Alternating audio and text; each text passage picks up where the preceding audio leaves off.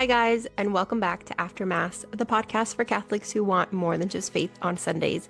I'm your host, Anna, and I miss you guys. I didn't post an episode last week. That was the first thing I wanted to share. I was supposed to, my mic broke. This thing has been a hassle, but that's neither here nor there. I didn't make an announcement because I didn't really think that people would notice, but much to my surprise, a lot of you messaged me and emailed me and left comments on my socials, and that was really heartwarming, but everything is fine. I just had some technical difficulties, and now I'm back up and running. If there's ever another time where I won't be able to post on Tuesdays, I will make sure to kind of announce it for everyone. But that was the first thing I wanted to mention. And the second thing is that this sweatshirt here, let me move my mic. Let's hope it doesn't ruin it. So this sweatshirt here, my sister-in-law and I, we designed them. It just says Catholic. It's a mock neck, but we have had a long history of creating our own custom merch for like family events, for my wedding, because it was during COVID. We created a zip up that's on the back. It said, "Wish you were here," with our last name and the date we got married, and just like family vacations, baby showers, things like that. We've always kind of created this like custom merch just for us. And so we created this. I just wanted one that had in these like collegiate type letters, just Catholic, just like that. And we couldn't find anything. So we created our own. And can you see it? I'm like, my mic is blocking the way, but it's posted all over my socials. But anywho, so a lot of you guys reached out wanting to know where you could buy one. So I enlisted my sister-in-law. She created like a whole professional looking website where you guys can put in your email. So if you're interested, I'm going to put the link in my bio. The link is also on my socials, and I wanted to just kind of get that out of the way because I did get some questions on it on YouTube as well. But yeah, now let's get into the actual episode.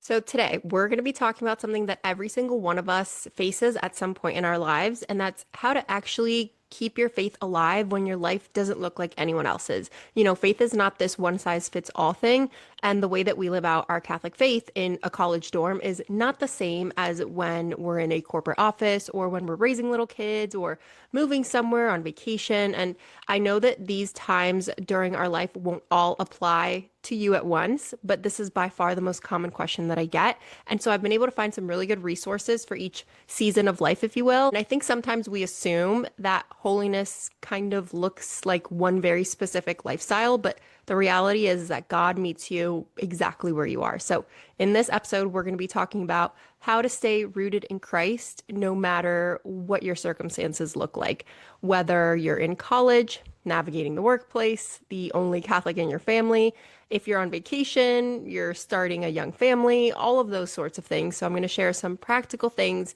that you can do, real ministries that you can kind of get plugged into, and even how to start your own community if nothing exists where you are, because faith doesn't survive on autopilot. You have to fight for it. So we're going to start off with college, because if there is one place where faith can either grow roots or completely dry up, it's in those years. So if you're living in the dorms, you already know the pressure. Everyone around you is pulling all-nighters, partying on the weekends, and faith can feel like something that you kind of have to hide. But the reality is that college is one of the best opportunities you'll ever have to go deep with your faith, because you're being tested. You're being pushed to actually decide, am I Catholic just because I grew up that way, or am I Catholic because I believe that this is the truth? So practically, here are some things that you can do. You can find out if your school has a Newman Center or a Catholic campus ministry. Most universities do, and that's going to be your home base. Daily Mass, adoration, confession, Bible studies, they are all right there. And if your school doesn't have one, that's where organizations like Focus, Focus, it's the Fellowship of Catholic University Students, that's where that organization comes in. So they are campuses across the US. They literally walk with you in discipleship. I actually follow this girl on TikTok. Her name is Daniela. I will put her social here. She is a Catholic missionary with Focus. And recently she posted a video all about her journey, all about being a Catholic missionary. And she mentioned how instrumental Focus was in her own faith journey. So definitely check her out. Now, if you're a commuter, your challenge looks a little bit different. You know, you're not surrounded by people in college 24/7, but it's still really easy to feel isolated. So my advice is to anchor yourself in a local parish, either near your school or your work or your home. Stop in for daily mass, even if it's once a week. Make adoration a part of maybe your study rhythm. Bring a Bible or rosary with you to campus. So faith isn't something that you just leave at home, it's something that you carry with you. And if none of these things exist where you are, don't let that be the excuse. Start small. Grab one friend from a class and maybe read through the Gospels together at the library, or post a flyer in the library for a Bible study. See if there's already one there and you just don't know about it. Even starting something as simple as a weekly rosary night can change other people's lives and introduce you to potentially lifelong friendships. And it's not just changing other people's lives, but it's also your own life. It's the lives of people that you never imagined would maybe show up as well. So it's definitely something to keep in mind. The whole point is that in college, you will be surrounded by 1,000 different voices telling you what actually matters. So don't let the voice of God be the one that gets drowned out. Make prayer a complete non-negotiable. Make community a priority. And don't be afraid to stand out, because that's exactly what saints do. Now, let's talk about something that a lot of you have written to me about, and that's being the only Catholic, whether in your family or your friend group.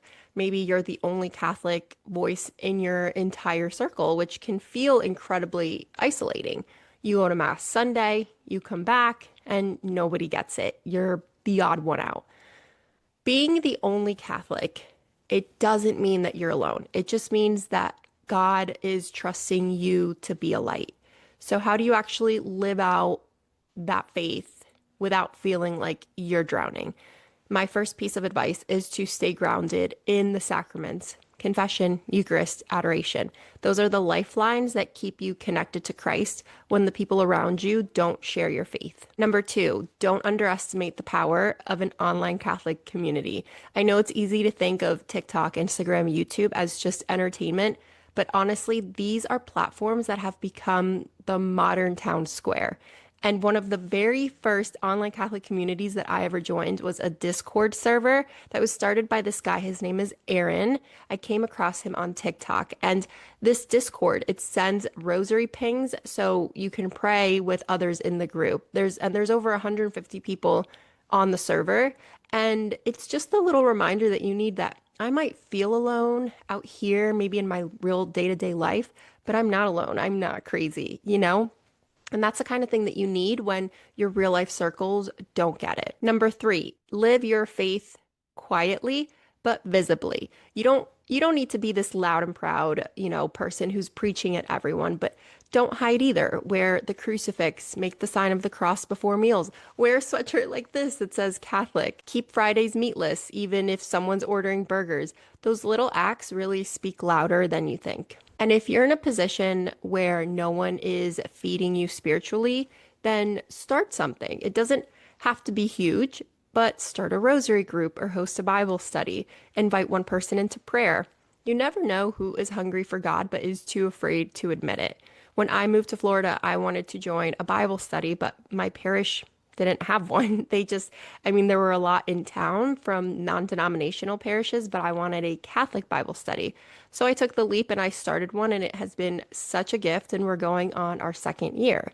So again, bottom line is that being the only Catholic is not a punishment. Look at it as a mission. God put you there on purpose. And if you stay rooted in Him, your quiet witness will do way more than you can imagine. Now let's move into the workplace, because if college tests your faith, the corporate world will try to smother it. You know the culture. Productivity is everything. Money is everything. Success is everything. And there's a lot of wokeness going on in corporate America. Faith is not something that's celebrated in most offices. And if anything, it's treated as something that's very private that you should just keep to yourself. But your workplace can be one of the greatest mission fields that you'll ever step into. And the way that you live out your Catholic faith there really does matter. So what does that look like in practice? It starts with the small things. Pray the Angelus at lunch, Set aside a few minutes in your car before you walk into the office and just offer your day to God. Keep a rosary in your desk drawer, maybe a little prayer card on your desk. Wear your crucifix or miraculous medal. These little signs remind you and other people who you are, but they can also spark conversations that you might not have expected in a very non-aggressive, non-offensive way. Another wonderful example of somebody that I came across online, her name is Kai Summer. It's Kai, I think that's how you pronounce it. But she's on Instagram as a corporate, it's like a corporate Catholic. Oh, sorry. At a corporate Catholic. And she's always reminding you and showing you how God is with you all the time, on the road, during work, in the middle of the day. She goes to mass on her lunch break or adoration, confession, all of the things. And she kind of takes you along through her day to day. So I think having examples of that, especially online where it doesn't cost you anything to follow someone like that, and it can be really inspiring to see how others live out their faith. That's why I'm such a big social media person. Like I just love sharing other people who are walking in their faith in the day to day and kind of share that with others because it can be really, really inspiring. Now, when it comes to the community aspect of work, don't think that you're on your own because there are ministries that were built specifically for Catholics in the workplace. One of my favorites is the Young Catholic Professionals, or YCP. They're in cities all over the US and they gather for networking and talks and spiritual formation. And it's an incredible way to meet other Catholics who are navigating the same challenges that you are. Another one worth checking out is the Catholic Fellowship, especially in big cities like New York. They host Bible studies, volunteer events, and socials that keep you rooted when your 9 to 5 feels really spiritually empty. And again, if nothing exists where you are, then start something. You can reach out to all of these organizations and say, listen, my city doesn't have this and I want to start something. What resources do you have to support me in doing this? See if they're open to opening up new chapters or new areas where this is what they focus on, because that's what they're there for. Holiness is not reserved for monks or nuns. It's for accountants and nurses and managers and teachers and tech workers and you. And the way you bring Christ into your office, into your meetings, into your daily grind, that's where God is glorified. So don't leave your faith in the car when you swipe your badge in. Bring your faith with you and live it and watch what God does with your yes. Now let's talk about young families, because if you have ever tried to pray a rosary with toddlers, it does not feel holy. If anything, I walk away saying, was I too impatient? Did I just sin?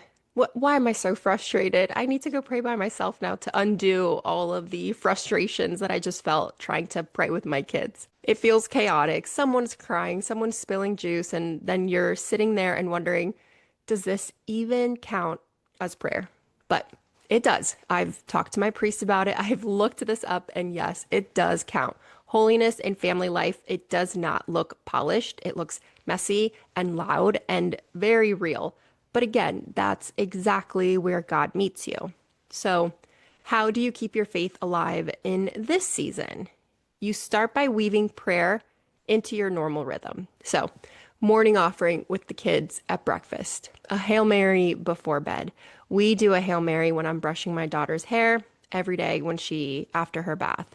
Even if it's 5 seconds long, it plants roots. And don't underestimate how much your children absorb, even when they look distracted. And of course, look for ministries designed for young families. That's where we met our bestest friends here in Florida. We joined the Young Family Ministry. Now, I'm about to turn 37. My husband just turned 38. And I remember when he came home, he was like, we need to join the Young Family Ministry. I said, sweetie, have you looked in the mirror? We are covered in gray hair. We are not young. But it was families with young children. So if you see Young Family Ministry, don't be alarmed if you're in your, 30s and 40s. It's not about the family being young, it's about the children being young. And so you can find other Catholic families who also have children the same age as yours. And that's what we did. And we have found our very, very bestest friend, and I'm eternally grateful for that. But a lot of dioceses do have these ministries designed for young families. either family life ministries, young Catholic families, or even just parish playgroups. I know that in Chicago, there's a ministry that's literally called Young Catholic Families. And in Denver, I believe it was the Archdiocese, he has a whole office of marriage and family life that creates events for not only parents, but also the kids, of course. And so these ministries exist so you don't feel like you're doing it all alone. And you know what I'm going to say. If your parish doesn't have anything, be the one who starts it. Invite a couple families over for dinner and pray together before the meal.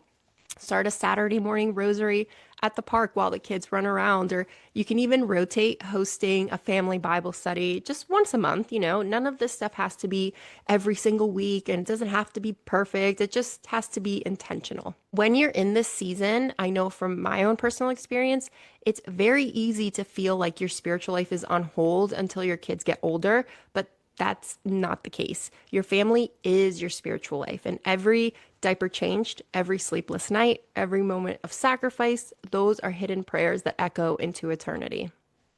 And I've also found that incorporating faith into their playtime has been really, really beneficial. So I found this company, and none of these that I'm mentioning, like none of these people or companies are sponsored in any way. I hope it's okay. I'm sharing all their information, but I found this one company on Instagram, a Catholic small shop. It's called Gather and Pray. Again, I'll put it here on the screen, but they create these beautiful items that are really toys. But I recently bought a wooden rosary board, and when I tell you, my daughter and I have been doing it about 50 times since I got it last week, and she just loves it. You just put this, I took a video, so I'll try and put it here on the screen if I can figure it out. But it's just great. So if you look for these things, whether it's people on social media or businesses, small businesses, we're all going through the same thing in one way or another. So definitely just try and fill your feed online anyways with these types of people to inspire you and provide resources that we normally might not even. I had never thought about a wooden rosary board until I saw it. So I got it, and it's been fantastic. So anyways, all of that to say that if your prayer life doesn't look like it used to because you are a mom or a dad to small children, don't get discouraged. It's not supposed to be the same all of the time. My kids sometimes don't want to go to mass. They don't want to read the books, the stories from the Bible. They don't want to do anything. They just want to be left alone. And I'm like, why? Am I doing a bad job? Like, what do you mean you don't want to say the Hail Mary today? Yesterday you couldn't stop saying it and today you're over it. So, it can get really frustrating, but you're planting the seeds, you're planting the roots, and that's all that matters. Now let's move on to the single season. Now, obviously I'm not single, but I've talked to a couple people that are, and I've thought about it and I've prayed about it. And I want anybody who's experiencing this single season in their life to know that it's not a waiting room for real life to begin. It's not punishment. It's not God putting you on the bench. It's just a season with its own purpose. And if you waste it by wishing it away, you might miss what God's trying to give to you right now. So the beauty of being single, which you should appreciate since I just talked about how hard it is to pray with small kids. So the beauty is that your time and your energy are yours to give completely to God. You don't have the same responsibilities as a spouse or a parent, which means that you can really pour yourself into prayer, into service and growth in a way that's much harder in other seasons of life, if that makes sense. That might look like signing up for Bible study at your parish. Again, I mentioned Bible study in like every scenario of life, but it's just so wonderful. Or maybe joining a young adult group. And a lot of dioceses actually have them.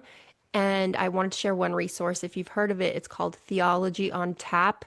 It's casual, it's social, but it's also formation. So it can also look like volunteering. Your parish, they need lectors and catechists or choir members, people to serve the poor. If you're single, you have the freedom to say yes in a way that blesses your community and really stretches your faith. And then there's online communities, don't sleep on those. Join Catholic Facebook groups. I know Facebook is outdated. The younger generation's like, ew, Facebook. But I promise you, Facebook is really useful if if you have a little niche or community that you're trying to find. Catholic TikTokers and YouTubers and Instagrammers, I don't like to call people Catholic influencers, but really, I just don't know anything aside from a Catholic content creator. I don't know what to categorize myself. I will melt into my seat anytime that someone refers to me as a Catholic influencer because that I'm like, I'm influencing people to, dive deeper into their faith, but I'm not an influencer. It's just really awkward. But anyways, we are all out there. You can find someone that's your cup of tea that is living the same type of season that you're in, whether it's YouTube, Instagram, TikTok, whatever, comment, interact. Some of the strongest faith friendships that people have built in this generation have started online. So don't be shy. And if nothing exists, then make a Facebook group, start a TikTok, prayer request group.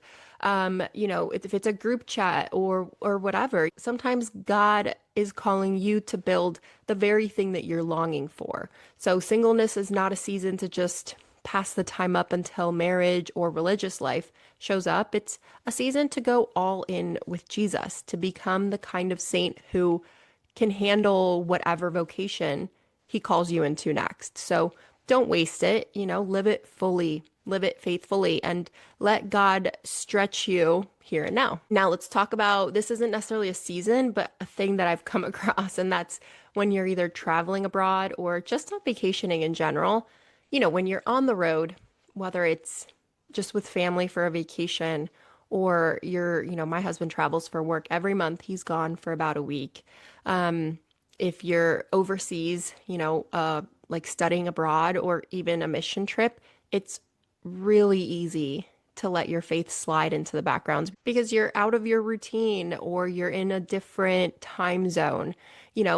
Prayer suddenly is like takes such a back seat, but travel is not a break from your faith. It's an opportunity to see how universal the Catholic Church really is.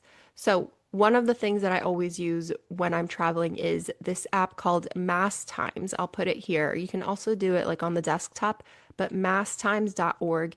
You can find all the Catholic parishes near wherever you are, and it takes you not only right to their website, but it gives you their hours for the sacraments, for Mass, for daily Mass, for the sacrament of reconciliation, adoration, etc. It gives you the distance from where you are. And having these resources really makes sure that you stay on track, because just because you're on a break from life in general, if you're on vacation or going abroad or what have you, that doesn't mean you're on a break from your faith. If you're somewhere like abroad, overseas, seek out Catholic communities over there. If you're in a big city, look for English speaking masses. Rome has St. Patrick's, Paris has St. Joseph's, and even places like Tokyo, Dubai, Madrid, all of them have parishes serving expats. These communities are incredible because they remind you that you're part of a church that spans every culture and nation. So just keep that in mind and let travel itself become a prayer. If you're able to, visit shrines, go on a pilgrimage, try a new Catholic parish near you, and offer your inconveniences, whether it's delayed flights, language barriers, exhaustion. Offer all of these as sacrifices for souls. Even your suitcase can become kind of an altar when you offer your journey to God. So when you travel, don't put your faith on pause. Bring it with you and let it shape the way that you see the world. Catholicism is not just for your hometown parish.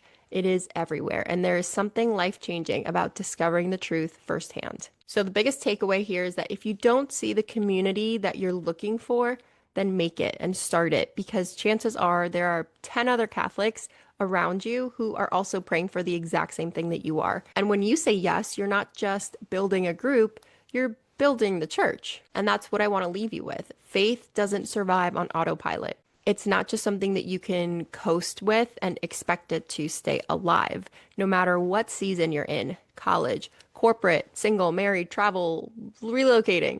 Your faith has to be chosen again and again. And that choice, it doesn't have to be complicated. It can just look like showing up for Mass when you're tired, or praying the rosary when it feels awkward, saying yes to a Bible study when you don't know a single soul in the room, or maybe starting something yourself when nothing exists around you. Your circumstances do not define your holiness, but your consistency does. God will meet you in every single season of your life, but only if you let him. In the dorm, in the boardroom, at the dinner table with toddlers who are screaming, in an airport on your way to another country, he is there. So the question is, will you show up for him? And remember, you're not doing any of this alone. There are ministries, communities, and tools everywhere, both in person and online, that exist to keep you rooted. So if you can't find one, that's maybe God's way of asking you to start one. So this week, I'm going to leave you with a little bit of a challenge. Pick one concrete way to anchor your faith in your current season. Just one thing. Maybe it's finding a Newman Center. Maybe it's joining the Young Catholic Professionals or Young Family Ministry. Maybe it's just grabbing one friend to pray the rosary. Whatever it is, just take the step. Saints are not made in ideal circumstances. They are made in real life, in the mess, in the struggle, in the grind of the everyday faithfulness that we try and live out. And that's exactly where God wants to make you a saint too. So that is all I have for today. If you have any questions or comments or whatever, send me an email to the aftermasspodcast@gmail.com. I love hearing from you guys, and I try and respond as soon as I can anytime I get something. And if this episode resonated with you, or if I covered a season that maybe someone you know is currently in, then share it with them and let them know that they're not alone. So that is it for today. Thank you so much for being here, and I will see you after Mass.